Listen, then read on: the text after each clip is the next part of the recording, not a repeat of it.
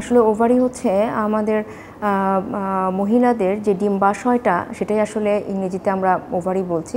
এই ডিম্বাশয় থেকে আমাদের যে ওভামটা বের হয়, সেটা দিয়েই আসলে আমাদের বাচ্চা হওয়া বা নির্ভর করে। কিন্তু এটাই একসময় হয়তোবা যেই ফেজগুলো আছে, এই কারণে হয়তোবা এটা ক্যান্সারে মাঝে মাঝে রূপান্তরিত হয়।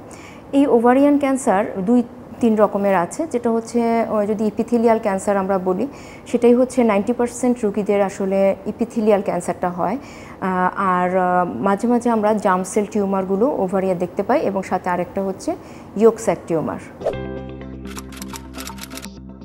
আসলে স্পেসিফিক কারণ তো বলা যায় না, বেশিরভাগই দেখা যায় হচ্ছে জেনেটিক বা বংশগত কারণে। যদি তার জিনের BRCA1 বা BRCA2 মিউটেশন থাকে বা লিঞ্চ সিনড্রোম থাকে, তাহলে তাদের হওয়ার সম্ভাবনা অনেক বেশি। তাছাড়াও আমরা সাধারণত দেখে থাকি যে একটা এজ গ্রুপ, বিশেষ করে 56 to 65 ইয়ার্সের, মানে থার্ড ডিকেডের মহিলাদের এটা হওয়ার সম্ভাবনা, ঝুঁকিটা বেশি। সাথে হচ্ছে নালি প্যারিটি, মানে যাদের কখনো বাচ্চা হয়নি, যারা কখনো ব্রেস্ট ফিড করে নাই।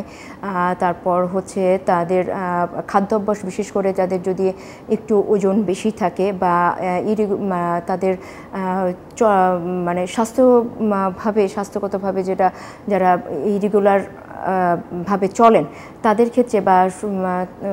তাদের ক্ষেত্রে আমাদেরকে দেখি যে ওভারিয়ান ক্যান্সার হওয়ার সম্ভাবনা বেশি থাকে।